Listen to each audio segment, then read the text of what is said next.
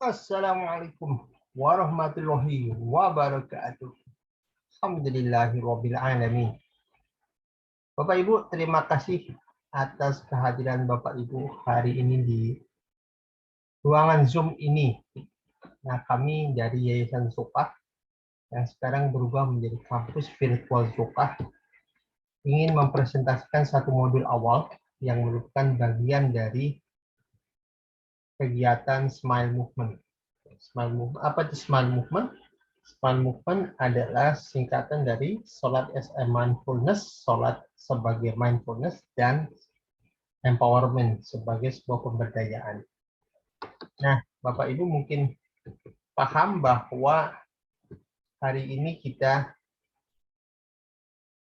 berhadapan pada kondisi COVID dan kondisi yang memang belum sempurna pulihnya, gitu. Bahkan mungkin dicurigai akan masuk pada gelombang kedua yang kita tidak tahu kapan itu berakhirnya. Gitu. Nah, yang menarik begini Bapak Ibu, di dalam kondisi ini ada sebuah pergerakan, terutama di area corporate ya, dipelopori oleh Google, Apple, salah satu konsultan manajemen namanya McKinsey. Mereka mulai merubah pendekatan pembinaan sumber daya manusia dan menggunakan salah satu metode yang disebutkan mindfulness. Nah, apa itu mindfulness? Kita akan bicarakan nanti. Gitu. Namun saya ingin cerita, dari sini kita paham bahwa di balik sebuah gerakan mindfulness ada sebuah kesadaran bahwa pada ujungnya manusia itu sudah bicara bukan lagi pada tataran teknis. Karena di saat momentum COVID hadir, merusak seluruh tatanan sosial, ekonomi, dan sebagainya. Dan akhirnya manusia kembali pada perenungan tentang apa yang dilakukan secara teknis. Dan mulai mundur ke belakang pada sebuah jati diri yang perlu melihat dunia ini dengan lebih jelas, perspektif yang luas, tidak terpola oleh kondisi yang ada. Dan itulah tentang mindfulness. Jadi sebuah kesadaran hadir, present dalam kondisi saat itu. Nah, perlu kami informasikan bahwa umat Islam sebenarnya sudah ada mindfulness. Jauh sebelum Buddha Gautama memperagakan atau memperkenalkan teknik mindfulness sebagai meditasi. Teknik yang kita perkenalkan adalah sholat yang merupakan warisan Rasulullah ketika pulang dari Mi'raj, kan gitu. Dan sholat sebenarnya bukan sebuah gerakan saja, tapi di baliknya ada doa dan ada komunikasi yang intens pada Allah, Zat pencipta kita semua. Gitu. Zat yang menciptakan manusia, Zat yang menciptakan isi dunia ini, dan harusnya zat tempat di mana kita punya sumber daya menghadapi tantangan. Dan sholat ada alat komunikasinya. Jadi sebenarnya kita dalam hidup ini menghadapi banyak banget tantangan. Dan kita butuh sumber daya. Sumber daya utama yang menyelesaikan tantangan ini adalah sumber daya mental. Dan disitulah Allah berperan gitu. Menghadirkan Allah di setiap sesi harusnya sebuah tauhid mindfulness kita menyebutnya, bukan hanya mindfulness. Dan ini membedakan teknik mindfulness Islami dengan teknik mindfulness yang bawaan Buddha Gautama dan ajaran lain. Nah, sebelum kita mulai, kita akan diskusi dulu. Perkenalkan, nama saya Ari, saya Ketua Harian Sokah.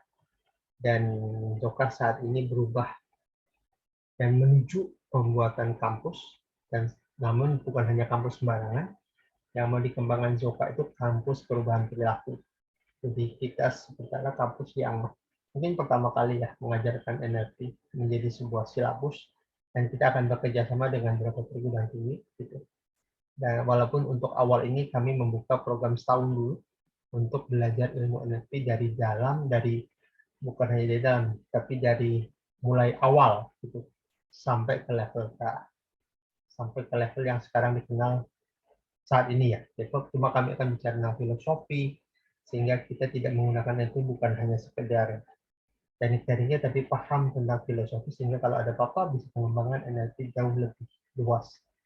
Dan kita mengembangkan NLP bukan hanya sekedar NLP, tapi kita juga membandingkan dengan pola-pola program, pola-pola perilaku sahabat dan Rasulullah dan sahabat dalam menjalankan hidup, dan kita combine dengan ilmu teknik NLP.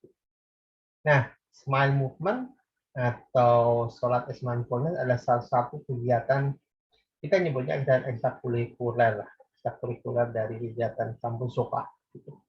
Dan bukan hanya ekstra sebenarnya. Ini juga bagian dari fokus kita untuk membuat perubahan umat dengan memperkenalkan sholat sebagai solusi hidup. Solusi menjadi sebuah sumber daya menghadapi tantangan apapun dalam hidup. Yayasan Soka Zohara Kasim Hasan berdiri tahun 2015.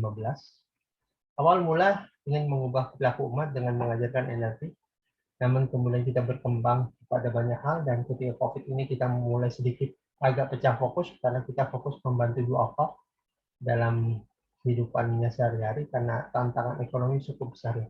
Jadi cuma sedikit selama 2020 kita fokus ke sana, dan 2021 ini di akhir 2021 kita kembali ke konsep yang mau kita bangun di awal, yaitu membuat perubahan umat dengan membangun mental berdaya, mental kelimpahan, dengan mensosialisasikan ilmu berpikir dalam bingkai tauhid. Dan Smile Movement adalah salah satu kegiatan ekstrakurikuler, dan di baliknya ada kegiatan sinergi ekonomi umat.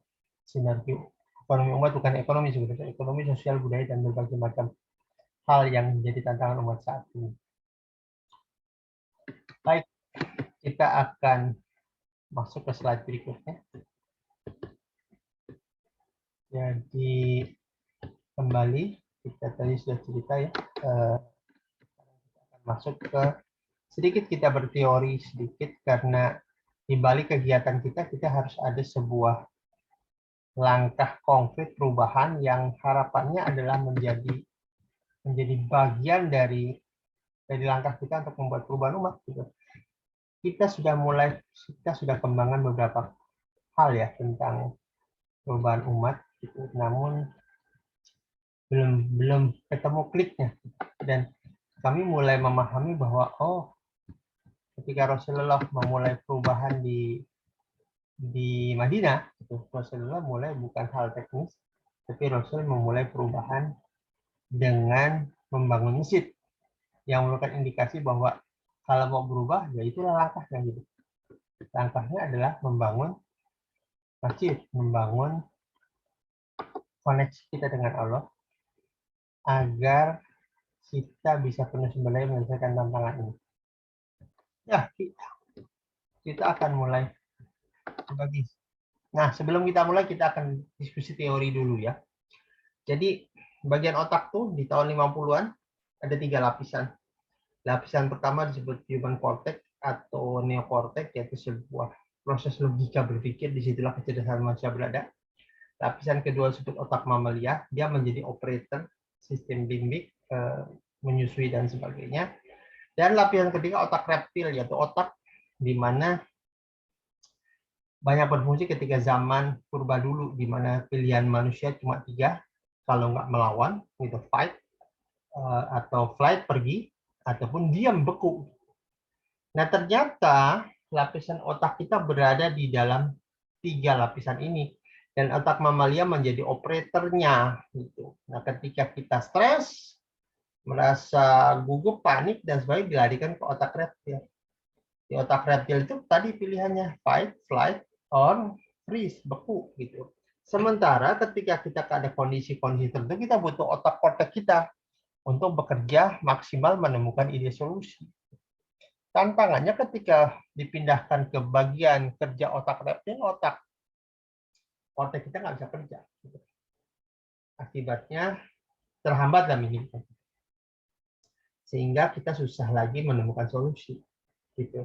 Pastikan ketika dalam kondisi tertekan kita bisa rileks gitu, dan di situ otak korteks bekerja gitu. Inilah makanya dulu kami sering diundang beberapa sekolah jelang-jelang UAN, dulu awal-awal UAN itu banyak orang panik terutama siswa ya. Gitu. Jadi siswa yang biasanya ulangan harinya bagus, atau ulangan nasional gitu, mereka jelek. Kenapa jelek? Ternyata mereka panik, stres dan sebagainya. Ketika stres, otak mamalia mengalihkan ke bagian reptil. Di situ bisa lupa pelajaran, lupa ini kan dan sebagainya karena bagian korteks itu tidak kerja. Dan kita dalam menghadapi hidup sering sekali berada di otak reptil, padahal kita membutuhkan logika kita bekerja. Dan disitulah sholat kita berperan. Mereka yang sering sholat, yakin akan jaminan Allah pada rezeki, mereka cenderung lebih tenang menghadapi hidup. Dan karena lebih tenang, bagian korteksnya yang bekerja. Disitulah banyak ide berjalan gitu. Maka kita perlu iri dengan orang yang sudah tenang menghadapi tantangan. Nah, tenang ini sebenarnya output dari sholat yang dilakukan. Kalau komunikasi kita intens dengan Allah, kita cenderung memahami Allah, dan kita lebih mudah rileks. Karena ingat di Quran, mereka yang mengingat Allah, kalbunya akan tenang. Ketika tenang, logika dia yang kerja. Disitulah, makanya kita sering lihat ada orang yang sebenarnya cobanya berat. Tapi dia ngadepin dengan tenang, slowly but sure, mereka melewati itu. Dan kalau kita bicara Rasulullah, Nabi kita, itu secara kasat mata, secara apa kita lihat, sebenarnya hidupnya penuh tantangan. Tapi Rasulullah melewati itu dengan tenang, akibatnya sudah banyak ide keluar, menyelesaikan banyak tantangan dalam hidup. Teori 1. Teori 2, kita bicara tentang resonansi. Jadi, ini adalah dasar yang terjadi dan sudah banyak kejadian, baik secara sejarah ya, gitu, kisah Imam Ahmad dengan tukang roti, gitu, dan juga tentang teori law of attraction atau hukum tarik menarik ya.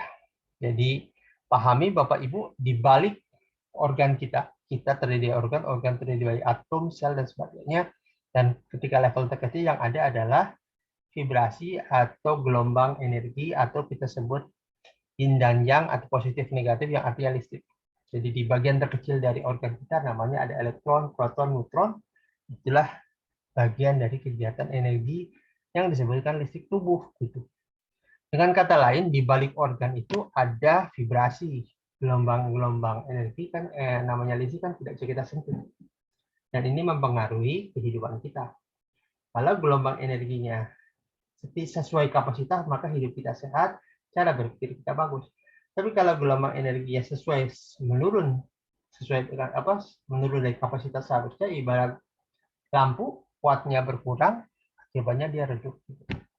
Nah, kalau Bapak Ibu lihat film Ant-Man, film semut, itulah kehidupan di level subatomik atau di bawah atomik. Jadi dalam itu, jadi barang-barang itu bukan tidak kelihatan, cuma terlalu kecil sehingga susah dilihat. Atom aja kecil ini dibelah lagi. Tapi di sana terbaca getaran sebuah vibrasi atau getaran gelombang energi, yin dan yang kata bahasa Cina ya gitu. Bioenergi kata ilmu psikologi ya, psikologi elektronik itu psikoenergi, itu namanya bioenergi. Yang menarik begini, di Universitas Bielefeld di Jerman dicoba sebuah ganggang dihubungkan dengan gang lain, ternyata terjadi sebuah koordinasi atau koneksi energi satu sama lain. Dan dalam energi ada istilah, di balik vibrasi ibarat gelombang radio, dia punya frekuensi. Gitu. Nah, frekuensi yang sama akan menarik hal yang sama. Gitu. Jadi kalau kita putar di radio itu 59,5 FM misalnya, itu radio smart FM ya, atau radio lain gitu. Kita pas tuh kalau muternya pas. Nah, karena dia akan berkoneksi dengan energi yang bergerak di gelombang frekuensi yang sama. Nah, ibarat garpu talar ya, gitu. Nada C dengan nada C dan sebagainya. Dan ini sebenarnya sama dengan kehidupan kita. Nah, mungkin pernah lihat sejarah tukang roti yang memanggil Imam Ahmad ya. Dia beristighfar, dia memohon pada Allah dengan penuh keyakinan tanpa keraguan, gitu. Sehingga vibrasinya lurus, mantap, gitu. Yakin, tidak ada keraguan. Dan akibatnya Imam Ahmad seperti merasa tertarik datang ke satu tempat dan akhirnya bertemu tukang roti dengan berbagai macam caranya, dan akhirnya tukang roti ketemu. Dan ini bukan sebuah kondisi biasa, ini sebuah proses fisika kuantum. Fisika kuantum itu ilmu fisika yang meneliti atau mengkaji barang-barang yang tidak kasat mata ya, dengan energi. Tadi dan menariknya begini Bapak Ibu sebetulnya. David Hawking, salah satu peneliti dan pengaji meneliti 29 tahun meneliti. Dia bilang energi tertinggi ketika berada di level tercerahkan atau level manusia, berada di sedang bergaul atau berkoneksi dengan Tuhan. Dan kita punya namanya sholat. Orang yang sholat khusyuk biasanya vibrasi energinya besar dan mau bisa menarik apapun. Jadi kalau kita dalam hidup ini ya, Bapak Ibu ingin menarik hal bagus dalam hidup kita, maka berpikirlah tentang hal bagus.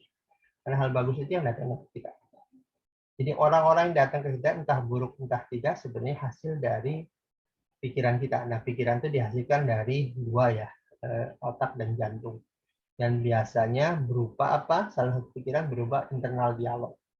Kalau kita sholatnya benar, terjaga sholatnya dalam kondisi mindfulness, dalam kondisi tumakninah, maka kita terbiasa berpikir positif. Karena kita yakin Allah itu hadir di setiap momen kehidupan kita. Maka ada istilah energy like energy attract like energy. Maksudnya gitu. Energi gelombang 50 MHz akan menarik gelombang 50 MHz. Maka pikirkanlah tentang hal positif dalam hidup, maka dia akan menarik hal positif. Maka ada istilah belief. Belief itu keyakinan, itu tentang menetapkan suatu frekuensi. Dengan belief tinggi, kita akan menyentuh potensi kita tinggi. Karena potensi manusia tidak terbatas, kan? Dengan potensi tertinggi, kita akan bertindak lebih tinggi, dan hasilnya akan tinggi. Gitu. Karena tindakan tinggi, hasilnya akan tinggi. Dan karena tindakan tinggi, beliefnya makin kuat. Maka membangun belief itu menjadi hal mutlak, ya. Maka ada juga rumus berikutnya, B kali U sama dengan have. B itu tentang belief, U tentang apa yang kita kerjakan, dan U apa yang kita inginkan. Gitu. Jadi kalau Bapak Ibu berdoa menginginkan sesuatu, maka pastikan pikiran kita lurus dan selaras. Jangan begitu doa, begitu diaminkan, kemudian katakan, tercapai nggak ya? Penuh keraguan dan sebagainya. Akibatnya apa? Akibatnya kita membatalkan doa. Yang menarik apa yang terjadi di otak, begitu belief kita tinggi dan rileks, kita menetapkan belief, kita akan memancing bagian korteks kita bekerja mencari jalan untuk memastikan bahwa belief kita apa yang kita inginkan tercapai, dan di situ kemudian kita melakukan tindakan. Dan indahnya ketika tindakan dilakukan, biasanya hal-hal bagus, hal-hal yang mendukung apa yang kita inginkan terjadi aja begitu saja. Dan kita ketika melakukan itu, maka terjadilah sebuah proses siklus pikiran yang korteks bagian korteks terus bekerja karena kelihatan kita serius. Tidak akan terjadi misal korteks melakukan ide ini, lakukan ini, lakukan A, B, C. Tapi kita nggak ngerjain, nggak yakin deh gitu. Lama-lama kita nggak akan capai karena tindakan kita menjadi tergerus oleh mental kita. Begitu mental kita down, nggak mau jalanin, korteks akan berhenti bekerja, memberikan ide. Karena dia merasa bahwa ini bukan hal serius. Oleh karena itu sebenarnya ketika kita menetapkan suatu keinginan, doa, kemudian memancarkan pikiran kita pada keluar, biasanya akan banyak hal-hal yang memudahkan kita mencapai tujuan. Dan itu adalah ekspresi dari doa kita. Itu yang disebut dengan resonansi tauhid. Ketika kita yakin pada Allah, maka Allah akan datangkan baik yang sifatnya keinginan kita, ataupun sifatnya hal-hal yang mendukung keinginan kita. Misalnya mendatangkan orang yang memudahkan kita mencapai tujuan, kondisi, dan lain sebagainya. Dan pertanyaannya, di mana letak sholat? Disitulah kita harus paham. Dengan sholat yang intens, sholat yang penuh keyakinan, sholat yang merasakan dengan Allah, kita akan memacu belief kita yang tinggi, dan kita akan membuat vibrasi dengan frekuensi yang tepat. Karena frekuensi yang tepat, kita akan menarik hal-hal yang tepat yang datang pada hidup kita. Dan disitulah letak sholat menjadi sebuah hal yang wajib, sholat yang terkoneksi dengan Allah, sholat yang berasa. Ketika sholat itu terasa, kita feel good, feel nyaman. Dan itu harusnya sholat. Bukannya sebuah kewajiban, tapi sebuah langkah perbaikan yang akhirnya ujungnya bukan hanya kita wajib melakukan sholat, kita butuh melakukan sholat. Karena itu membuat kita rileks. Sebagaimana Rasul bilang kepada Bilal, relaksasinya orang beriman adalah sholat. Oke, sekarang kita bandingkan apa yang dilakukan oleh Buddha membawa mindfulness dengan sholat ya. Dari tradisi Buddha, kalau melakukan mindfulness duduk tenang, tarik nafas, kemudian fokus pada diri sendiri. Jadi pikirkan diri sendiri yang luar biasa dan sebagainya, memperhatikan apa yang terjadi dari sisi diri kita. Bedanya dengan sholat, kita membawa Allah dalam kehidupan. Jadi kita melihat apapun yang terjadi berdasarkan keinginan Allah, bukan juga keinginan kita. Jadi kacamata kita ketika sholat itu kacamata Allah kita. Dan ketika kita sujud itu saat terdekat kita dengan Allah dan kita bisa minta apapun yang di situ. Yang menarik adalah perbedaannya kelihatan kecil tapi sangat signifikan. Buddha berfokus pada manusia, sholat berfokus pada Allah. Dengan penuh keyakinan bila Allah hadir di setiap sesi kehidupan kita dan kita merasa hadir, Allah ada di situ, kita menjadi penuh sumber daya dan menyelesaikan apapun tantangannya. Ya faktanya ya sudah ya, Rasul dengan ketika perang kebanyakan kalah jumlah. Ya. Kemudian Ali bin Abi Thalib ketika tertusuk panah, maka apa yang dilakukan? Dia minta sholat. Dan ketika sholat dikabulkan panah.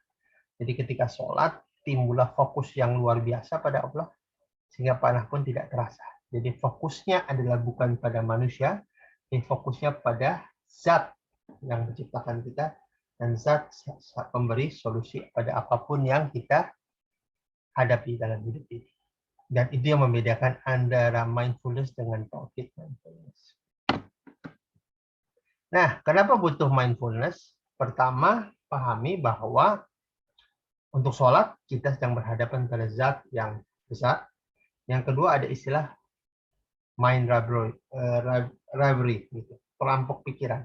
Jadi ketika sholat, kadang-kadang kita pikirkan rampok mikirin apa. Disitulah kita butuh strategi saat sholat. Bagaimana caranya sholat yang efektif agar pikiran kita tidak terampok oleh apapun yang ada. Pikiran sadar kita tidak terampok oleh bawah sadar, dan ketika kita berada di bawah sadar, kita juga tidak terus terlena, karena ada saatnya kita harus bangun dari ruku, bangun dari sujud untuk ruku, dan lain sebagainya. Disitulah kita harus paham bahwa kita punya rampok pikiran. Baik bersumber dari setan maupun diri kita juga ya. Oke, sekarang kita bicara mindfulness dulu sebentar. Ya, orang melakukan mindfulness berdasarkan kajian riset kurang lebih punya 6 hal ini. Pertama, dia cenderung lebih fokus dalam mengerjakan apapun. Kemudian dia mencintai diri sendiri, tidak gampang-gampang memaki diri ya, sering sekali gitu. Kemudian mencegah pikiran-pikiran negatif sehingga mengurangi stres dan membuat hormon yang mengalir dalam kita lebih efektif, dan menikmati hidup lah gitu. Karena menyadari manusia ya. Tadi saya bilang kan, mindfulness dalam konteks yang diajar sekarang itu adalah fokusnya pada manusia.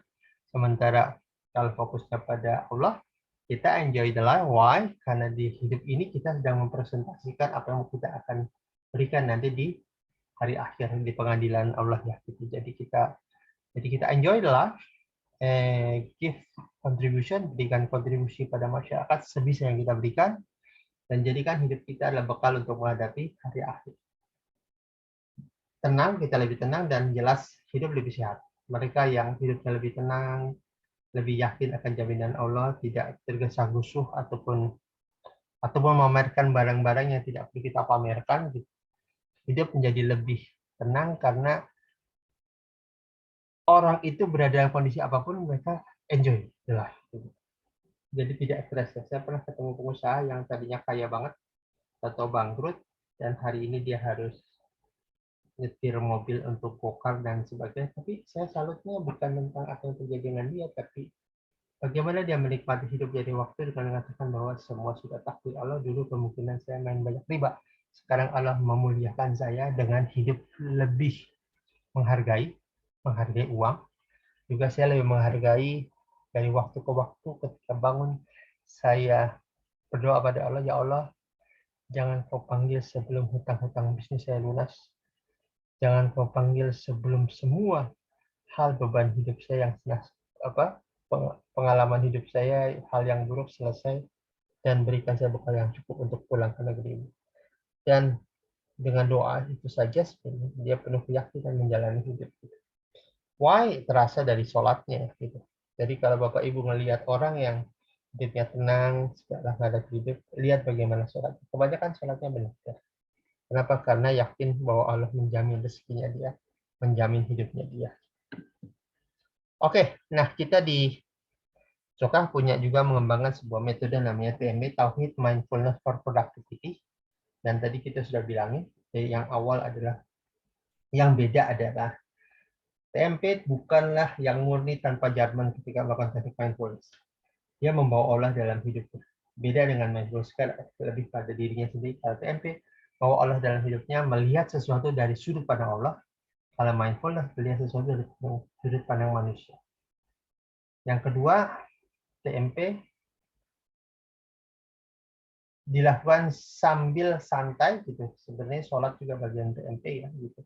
Santai, menikmati proses dan yakin Allah adalah tempat untuk memulai, tempat untuk mengalir, dan tempat untuk kembali.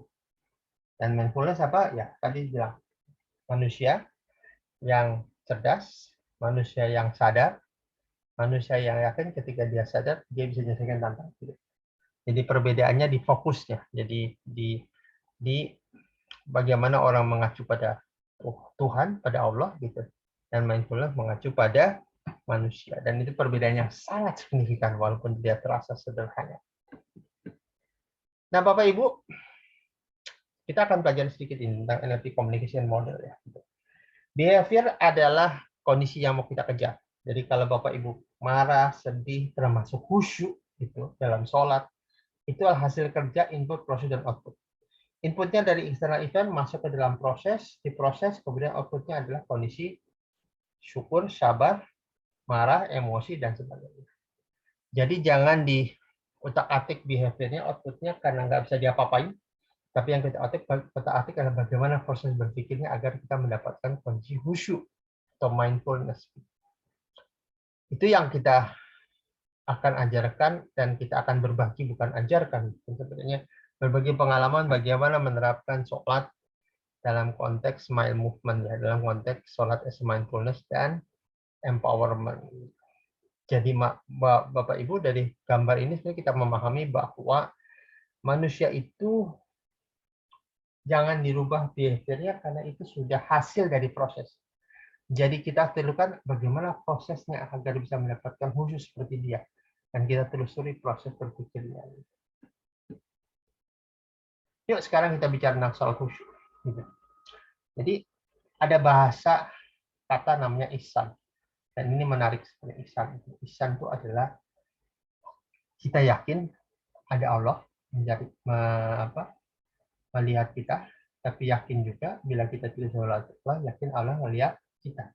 Jadi yang menarik adalah itu dua sisi tuh. Pertama yakin ada Allah, kan kalau nggak bisa lihat Allah, yakin Allah melihat kita. Jadi kita dalam hidup ini harus yakin di setiap step kehidupan kita. Gitu. Harusnya kita yakin, bukan hanya yakin ada Allah, tapi yakin Allah memperhatikan kita. In every step that you move, in every breath you take. Dari setiap napas yang kita ambil, dari setiap gerakan yang kita lakukan. Jadi kalau kita macam-macam, sebenarnya pahami kita sedang dilihat Allah. Allah menyaksikan setiap step hidup kita. Dan ketika kita sholat dengan pakaian compang-camping yang tidak pas, Allah juga melihat. Sebagaimana kita lihat hadir untuk sebuah pertemuan besar, pertemuan para pejabat, maka kita cenderung mengatur baju kita. Dan hal yang sama kita lakukan ketika kita sholat harusnya. Untuk berhadapan dengan manusia saja, kita mengatur bagaimana kita ingin berhadapan dengan Allah. Zat yang menciptakan kita. Nah, ada satu hal yang perlu kita lakukan, yaitu tumak ninah. Tenang dalam ibadah, tidak tergesa-gesa. Nikmati setiap langkah, karena setiap zikir yang kita ucapkan, selain memberikan pahala, tapi membuat perubahan di dalam internal psychology kita. Yuk, sekarang kita akan buat teknik ya. Ini salah satu. Jadi di sesi awal ini kita akan belajar mempraktekkan teknik tenang dulu dalam hidup. Nah, salah satu teknik tenang kita akan belajar tentang mental khusyuk. Jadi caranya sederhana Bapak Ibu. Pertama, kita akan gunakan teknik anchor, teknik jangkar emosi. Mungkin kita pernah kita cerita lagi ya. Jadi teknik ini bermula dari psikolog namanya Pavlov gitu. Dia mengetes tentang anjing. Jadi sedang ngetes tentang kode pikiran anchor atau banyak hal namanya. Jadi dia lakukan ada anjing dipencet bel, anjingnya dipanggil, kasih daging. Oke, hari kedua sama. Hari ketiga sama, nah hari keempat dia panggil anjingnya dipencet bel gitu. Jadi pencet bel, anjingnya sudah nggak dipanggil lagi, tapi tinggal pencet bel, anjingnya keluar, tapi tidak dikasih makan. Air liurnya netes. Ini mirip dengan kita kalau sudah jam 12 siang. Kita lapar ya, karena kita program pikirannya.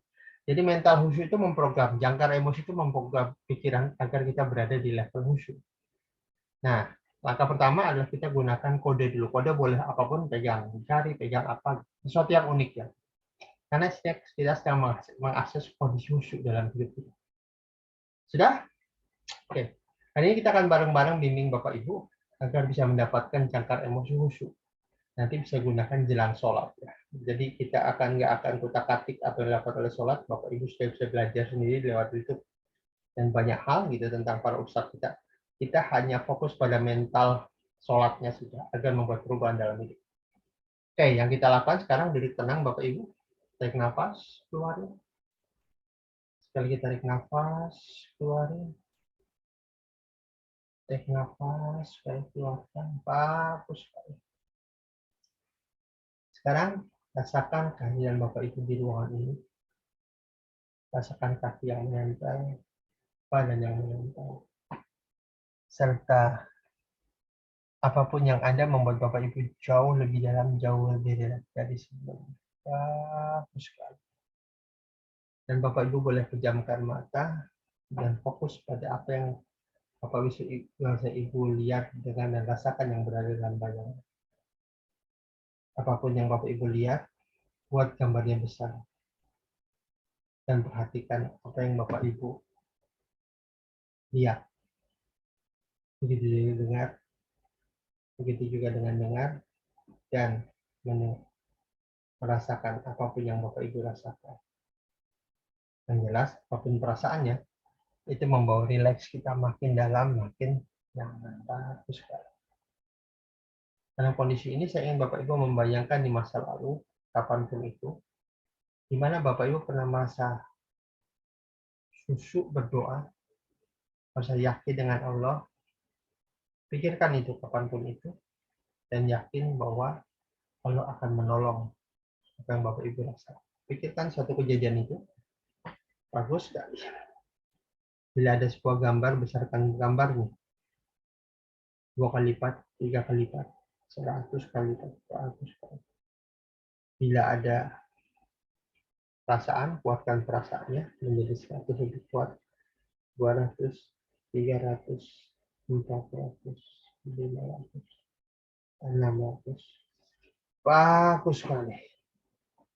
Apapun yang dengar kiri kanan, itu membuat Bapak Ibu jauh lebih rileks, jauh lebih yakin pada apapun yang Bapak Ibu buat untuk membuat diri Bapak Ibu khusyuk dalam berdoa. Bagus sekali. Bagus sekali. Dalam kondisi ini, biarkan seluruh perasaan khusyuk mengalir dari kaki, melewati betis, melewati perut, melewati dada, melewati leher, melewati kepala, dan turun di setiap sendi-sendi sel kehidupan. Bagus sekali. Dalam kondisi ini, saya ingin Bapak Ibu menggunakan tombol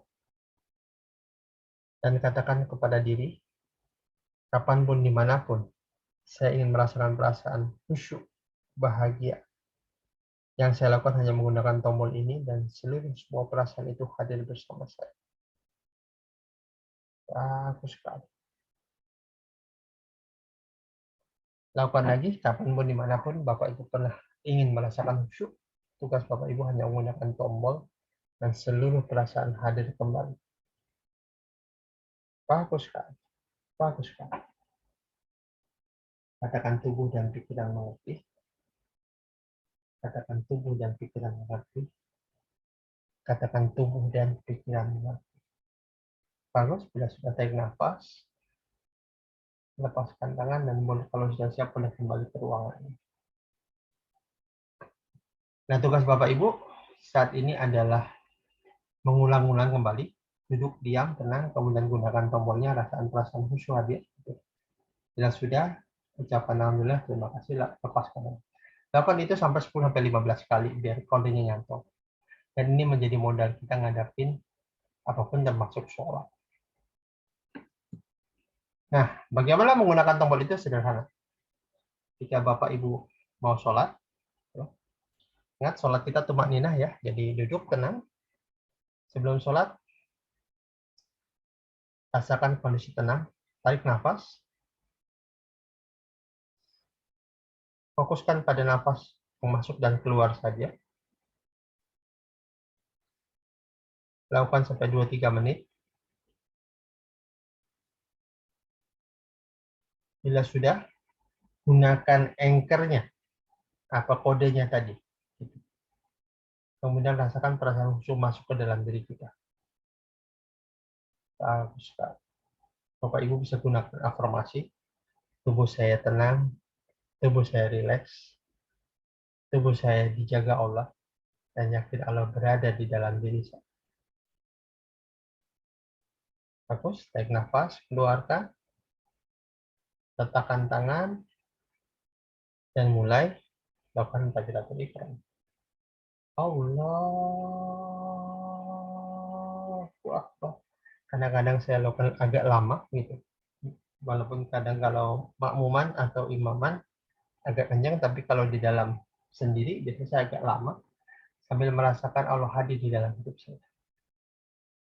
Dan ketika sholat, jangan langsung cepat-cepat baca bacaan. Allahu Akbar. Kemudian boleh lipat tangan, kemudian duduk tenang, berdiri tenang. Kemudian baru baca doa. Begitu juga ruku, sujud, dan tahayud ya. Jangan langsung baca doa, duduk tenang dulu, rasakan kehadiran kita di situ. Baru baca doa. Dan ingat ketika baca doa, mulut atau lisan mengucapkan doa, yang bagian lain dari pikiran kita ucapkan artinya. Jadi itu menghambat otak kita dirampok dengan menyibukkan. Doa seperti itu yang bisa membuat kita lebih khusyuk di dalam sholat. Oke, lakukan praktek itu. Gitu. Ini sebagai PR kita ya, selama sepekan ini agar kita bisa praktikin. Sehingga nanti ketika bertemu, kita bisa cerita lagi yang lain. Sekarang kita duduk tenang, Bapak Ibu duduk tenang. Dan saya ingin Bapak Ibu membayangkan apa yang terjadi nanti Bapak Ibu ketika sholat. Jadi tenang, bayangkan. Jadi Bapak Ibu lagi sholat. Perhatikan saja orang itu. Perhatikan orang itu atau rasakan orang itu. Bagus sekali. Rasakan Bapak Ibu gunakan anchor. Merasakan Allah hadir. Kemudian kita Allahu Akbar.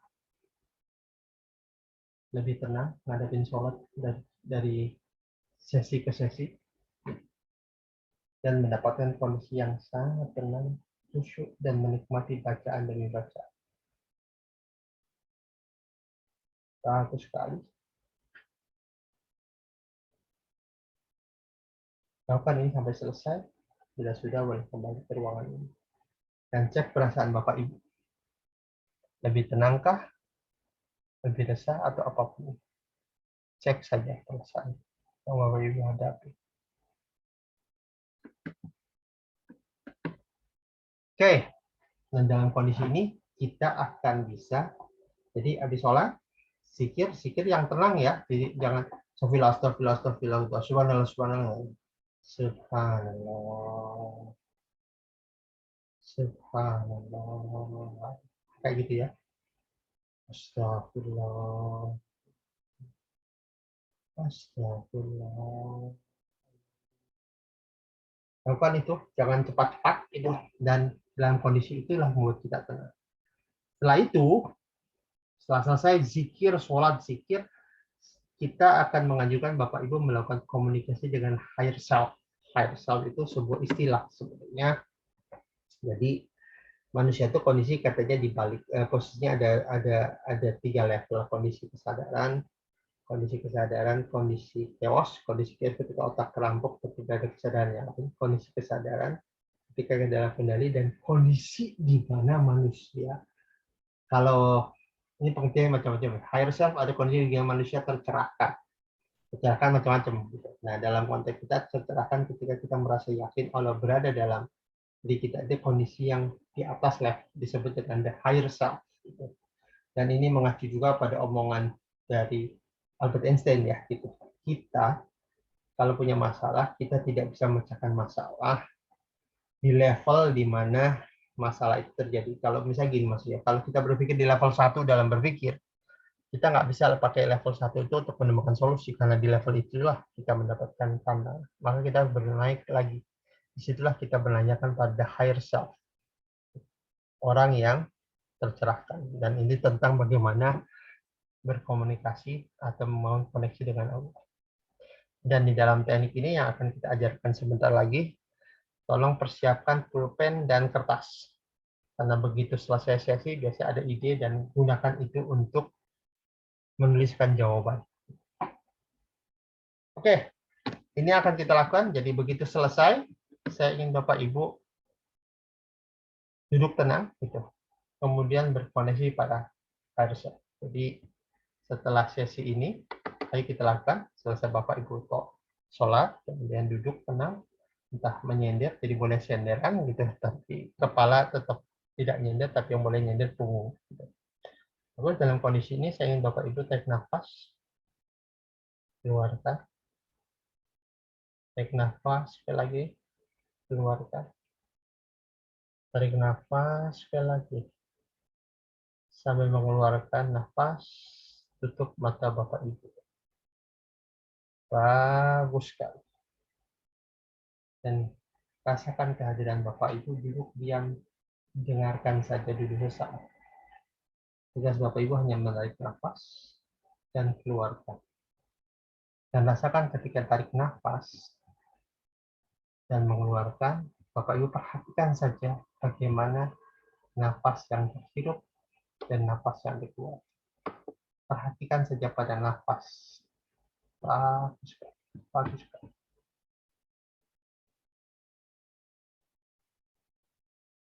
Duduk diam dan dengarkan apa yang terjadi.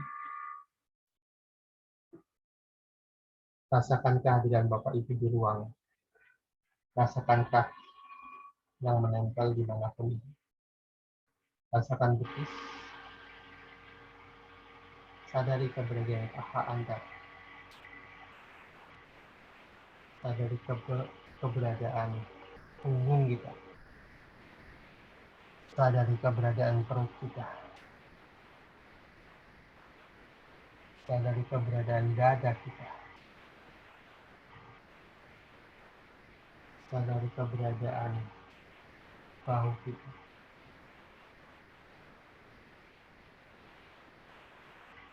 Sadari keberadaan otak kita. Dada kita. Tangan kita. Kaki kita. Sadari keberadaan mata kita. Sadari keberadaan otot-otot sekitar mata kita yang mulai mengendur dan lemas. Dan itu tandanya bagian lain pun ikut duduk lemas dan rileks. Seluruh otot-ototnya lemas dan rileks. Bagus sekali.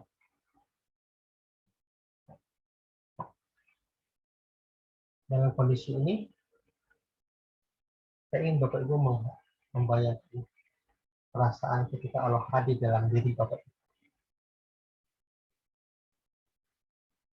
Rasakan kalau hadir di dalam kaki Bapak Ibu, dan bukan hanya kaki yang terlihat luar, tapi Allah hadir di dalam setiap sel yang ada di dalam kaki Bapak Ibu.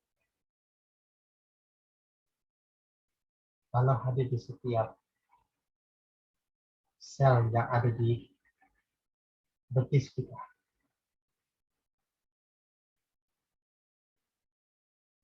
Di dalam ruas-ruas jari kita, baik jari kaki maupun jari tangan.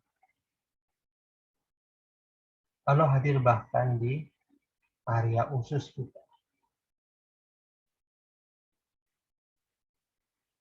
tulang-tulang yang tersusun rapi di punggung kita. Allah hadir di jantung kita, bahkan kita membesarkan jantung kita agar menjadikan space ruang dan kehadiran Allah di dalam hidup kita. Allah hadir di dalam kepala kita, terutama kepala belakang kita, membuat lemas dan rileks. Bagus. Dalam kondisi ini, saya ingin Bapak Ibu membayangkan sebuah kaca. Sebuah kaca, di mana di dalam kaca tersebut ada tubuh profil ideal kita. Orang ini adalah orang yang sangat yakin kehadiran Allah dan sangat yakin jaminan Allah pada rezeki. Perhatikan orang yang di dalam kaca tersebut, orang yang mirip dengan kita. Yang berbeda hanya keyakinannya saja bahwa Allah adalah satu-satunya zat yang bisa menolong.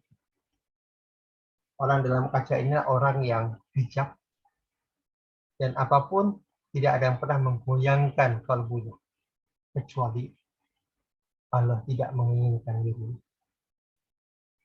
Ini adalah orang yang punya wujud sempurna di dalam pikiran kita. Orang yang yakin akan dirinya, apapun yang terjadi pada dia, tidak pernah tergoyangkan mentalnya. Mentalnya selalu yakin Allah berada di dalam dirinya, dan yakin bahwa hidupnya dijamin Allah akan rezekinya. Perhatikan saja wajahnya. Bagus sekali. Dan saya ingin Bapak Ibu sekarang katakan pada orang di dalam kaca tersebut. Bapak Ibu ngadapin tantangan sekarang dalam hidup itu. Dalam hidup Bapak Ibu. Tanyakan pada dia apa yang harus Bapak Ibu lakukan untuk menyelesaikan tantangan ini. Tugas Bapak Ibu hanya duduk, diam, dan dengarkan saja. Kita lakukan sekarang 1, 2, dan 3. Baik, dengarkan saja apa yang dia katakan. Lihat, dengar, dan rasakan saja. Dia orang bijak yang bicara pada kita.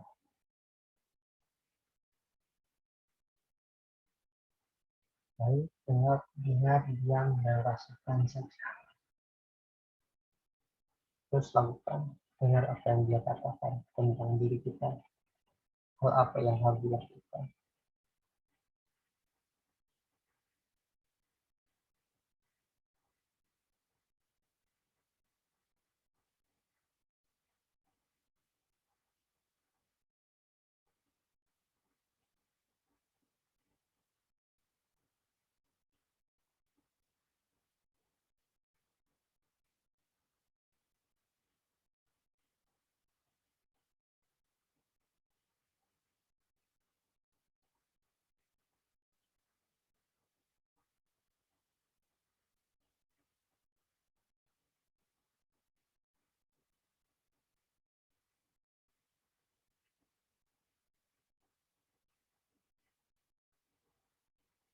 Bagus sekali. Diam dan dengarkan Bila ada yang belum mengerti, tanyakan kembali pada orang yang dalam kaca tersebut.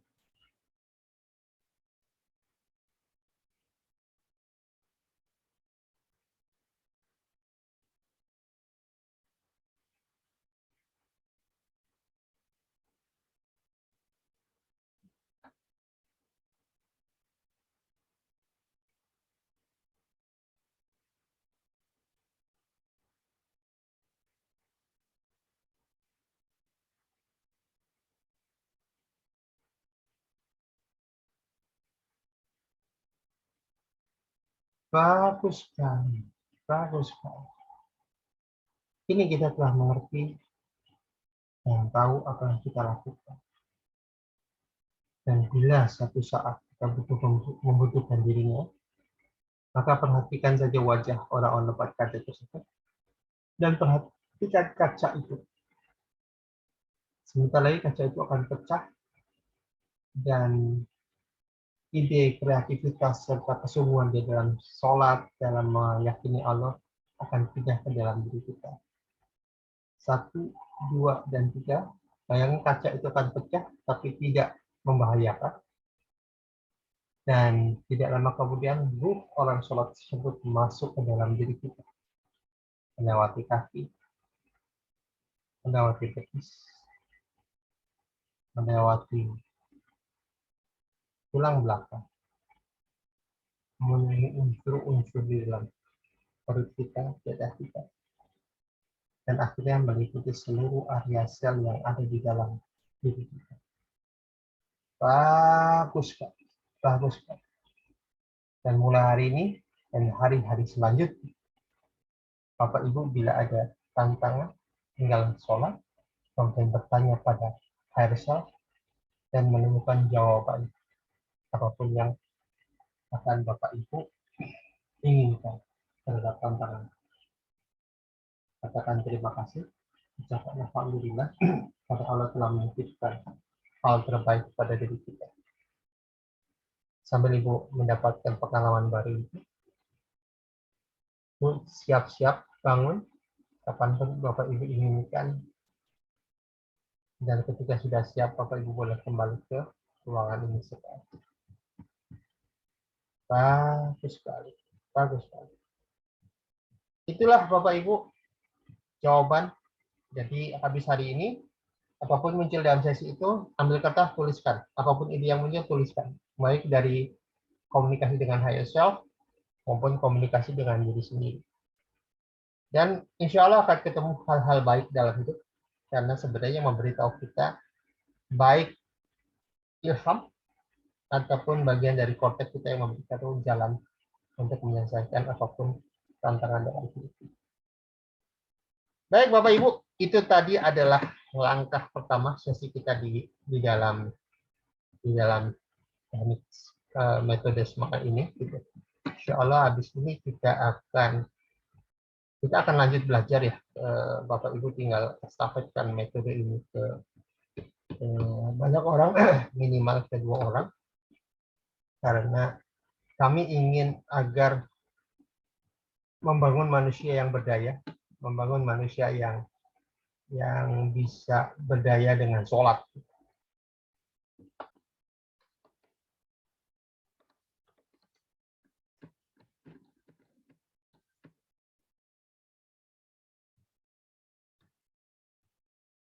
Ya, Bapak Ibu, kita masih lanjut. Gitu. Nah, Bapak Ibu, apa yang mau kita lakukan hari ini adalah sedang membuat satu gerakan khusus, yaitu sebuah gerakan untuk mempromosikan sholat sebagai sumber daya, sholat sebagai mindfulness, sholat sebagai sebuah gerakan agar manusia, umat manusia berdaya. Inspirasi kami adalah dari gerakan Falun Gong tahun 92. Selama 7 tahun mereka bisa mendapatkan, menyebarkan sampai 70 bahkan 100 juta anggota di luar negeri. Jadi bagaimana caranya? Caranya sederhana, dari A ke B ke C dan sebagainya. Dulu belum ada digital, jadi semua dilakukan secara offline. Nah sekarang kita ada digital, insya Allah makin mudah. Dan kita ingin manusia Muslim kita berdaya. Coba Ingin kita sebenarnya 2%, kalau bisa lebih, dari jumlah masyarakat muslim belajar ilmu ini, menjadikan sholat ini sebagai sumber daya. Jadi apa yang mau kita lakukan? Pertama, bila ada 2 atau 5 anggota dari gerakan kita, kemudian mengestafetkan ilmu yang kita dapatkan pada 2 orang, kemudian ajak gabung di dalam grup kita. Hari ini kita masih buka WA grup, kemudian kalau banyak kita akan buka Telegram, sampai berapa? Sampai kalau perlu 1 juta orang terlibat. Dan mereka yang akan gabung, infak berapapun dari mulai 15.000 atau satu muslim $1 ya gitu. Dan nanti kalau sudah terkumpul uangnya, kita akan bangun gedung di sekretariat kami di Jatiwaringin. Gitu. Kita akan bebaskan dan bangun gedung di situ. Di situ tempat nanti teman-teman tunanetra, pusat inkubasi tunanetra, kampus Sokah juga ada di situ. Gitu. Yang ketiga, tempat kita bangun koperasi dan perekonomian ekonomi umat di situ, sambil kita terus menjadikan sholat sebagai sumber daya. Jadi dari 2 ke 4, 8, 16 terusnya sampai 1 juta orang. Bahkan kalau 2 juta sampai 5 juta orang. Jadi kita ini sebuah gerakan dimulai dari gerakan sebagaimana di Madinah, membangun masjid, sholat, baru kita masuk ke teknikal. Jadi di sini kita sebarkan sholat, setelah itu kita jadikan kumpulan orang ini menjadi sebuah sumber daya untuk membangun kebersamaan. So kita lepaskan, kita sharing tentang sholat, eksplorasi, mengkaji, menjadikan sholat sebagai tools perubahan. Samping itu sebuah hal yang wajib juga, di saat yang sama kita akan kembangkan ukhuwah, membangun ukhuwah di antara umat Islam, kalau perlu sampai 2%, bahkan sampai berapa puluh persen, dan sampai 5 juta, 10 juta orang, kita berdaya melalui sholat, dan kita bisa membangun perubahan apapun yang mau kita kerja untuk negeri ini. Mudah-mudahan langkah ini bermanfaat ya. Kita untuk Bapak Ibu yang mendapatkan materi ini, silahkan sharing pada rekan Anda minimal 2 orang. Kemudian bergabung bersama kami, silahkan infak di kita bisa ataupun ke akun kita, nanti diinformasikan gitu. Dan kita sama-sama buat perubahan. Ayo Bapak Ibu, apapun yang terjadi dalam hidup ini, kita rubah negeri ini, kita bebaskan negeri ini dari sistem ribawi, kita bebaskan negeri ini dari kemiskinan, kita bebaskan negeri ini dari penindasan, kita bebaskan negeri ini dari ketidakberdayaan. Bangun mental kelimpahan, mantul mental berdaya, dan sama-sama kita bantu orang, nolong orang. Karena nanti ketika kita kumpul orang, salah satunya kita membuat dapur umum du'afa yang tiap hari kita berbagi makanan buat du'afa sekitar kita. Baik, itu saja materi sesi ini. Mudah-mudahan memberikan manfaat. Terima kasih. Assalamualaikum warahmatullahi wabarakatuh.